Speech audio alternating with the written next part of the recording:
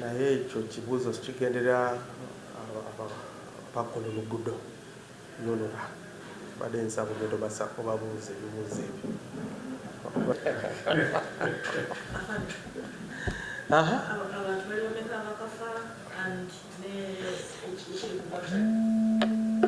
Eri mu Kigowa, ku sente ya Kigowa eri mu Wakiso district. Gyo nababulidde nti abantu 11 be bakafiiramu. Leero ate twafunyeyo entiisa nti abantu 4 ate naye kati bafudde. Kati awo omuwendo gw'abantu abafudde bali 15. Bano 15 kati kyetuyinza okwogera nti okukakasa nti abantu 15 be bafudde mu njege eyagudde jjo. Naye eno omuwendo bannamba eyinza okwongerako kubanga tukyalina abantu abali mu ICU nga mu Kirudu abantu 15 bakyali mu ICU, 9 bali mu normal ward.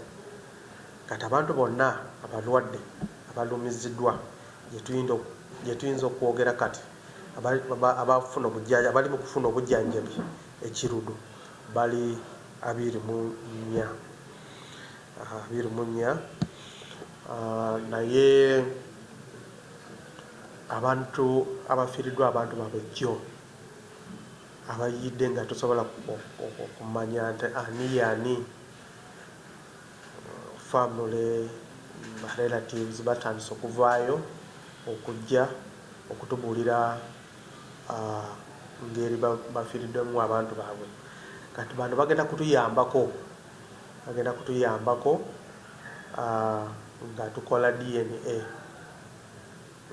DNA mu okukakasa ani yaani.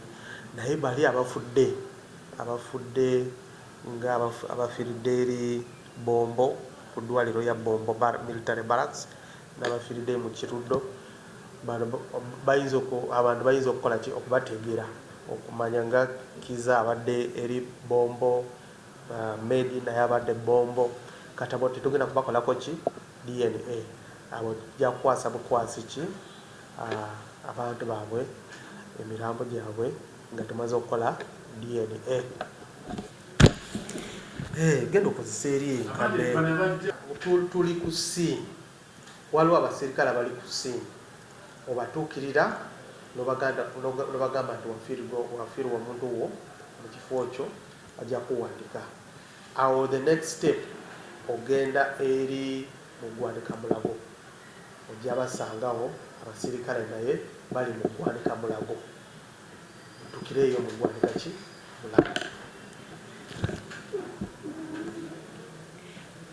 Kozesa biri nayogedde ku Luganda sitegedde kikyekyo ne enjani yebimu njala enuma.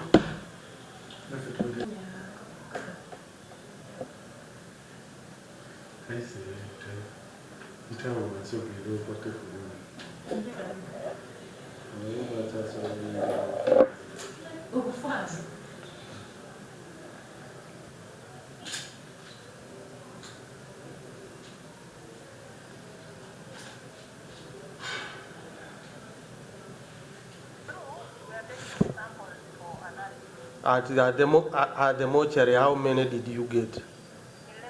11. But they are saying Chirudu.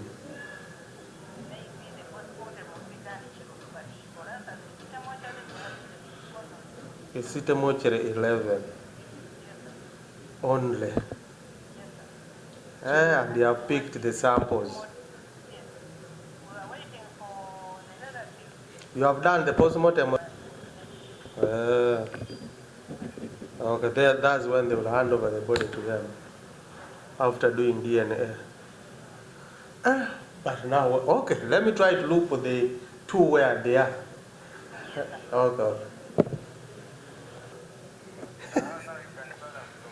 20.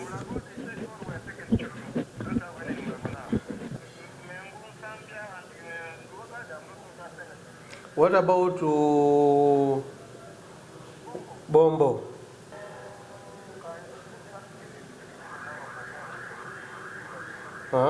Yeah, Bombo Barracks. They are saying eyagudde jjo eri mu Kigowa. Jjo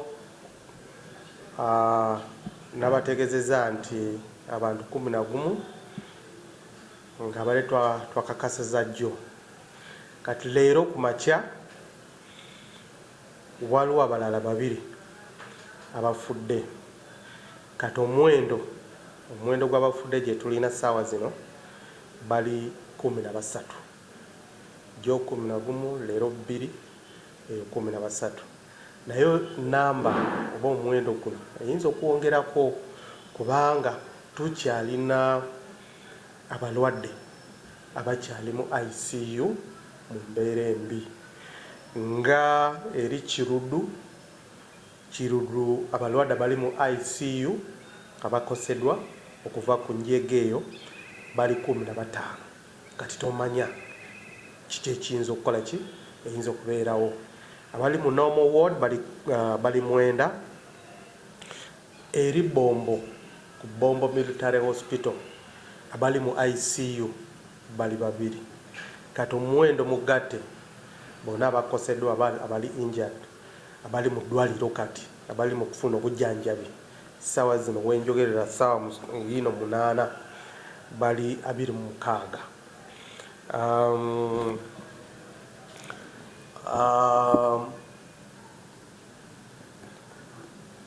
Waliwo ba relatives oba baŋŋanda abagenzi abatandise okuvaayo nga batutegeeza ffe abapoliisi nti n'omuntu waffe yafiiridde mu njega eyo.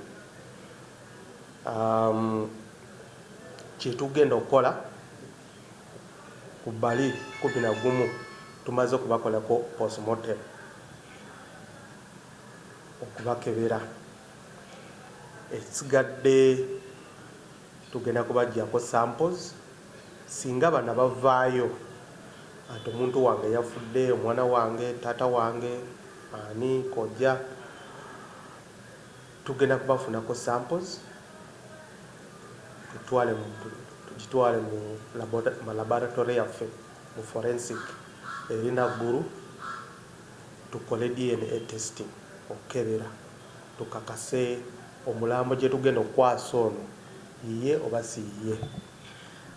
Kati awo sigenda okubulira nti abafudde tugenda kubakwasa ba relatives bo oba enkya oba ddi, naye nga tumaze okukakasa n'okukola test n'okukola DNA aho nyoke tubakole ki nyoke tubakwase.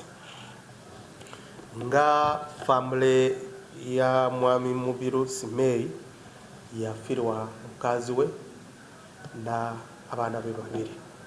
Oyo yamaze okuvaayo natutuukirira, naye n'abalala bakyajja nga tukyali okubajjako statement n'okufuna ebibakwatako. Omuvuzi wa trail eyo adduse tanaba kuvaayo, naye bale tumusaba aveeyo ajja atunyonyole kiki ekibaddewo. Breeki yagaana okusiba, kiki ekibadde twagala kwogerako naye okuwaayako naye akyali adduse, akyali eyo mu nsiko, naye tumusaba aveeyo ajje twogereko naye.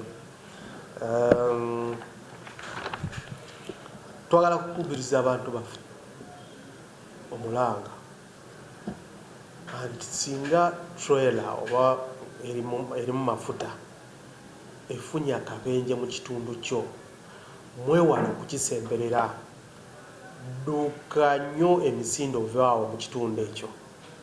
Leka ffe abasirikale tujje tukole ogwaffe. Gwanywa esigara tosembera kumpi, gwalina layita tosembera kumpi, gwalina ekito kyonna ekireeta omuliro bale tusaba tosembera kumpi. Dduuka vaawo mu kitundu ekyo, oba ofumba twala sigiri wala eyo oyinza okuleeta ki? Eyinza okuleeta obuzibu. N'abadduka ku mafuta ogenda okusena, tubasaba temudduka nti ogenda kusena mafuta lita 2 anti ogenda kufunamu anti Katonda atugabudde. Nedda, lita eyo 2 gy'ogenda okusena eyinza okuviira obuzibu, oyinza okufa, oyinza okukosebwa. Bambi tusaba mwewale okuddukira ki? Tweraza mafuta.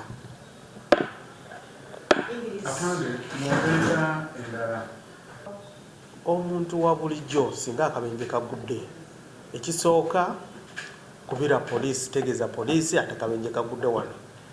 Ekyokubiri, tosembera motoka anti ogendayo okugyayo abafu, okugyayo ki. Oluusi mutera nnyo otusanga bali nga batema omuntu ate tebakonawo ki? Bamukuba omutwe ate nafiirawo nga batetala bakola ki? Okufa. Kati tulinde fe abakugu, tujye tutuuke tukole ogwaffe.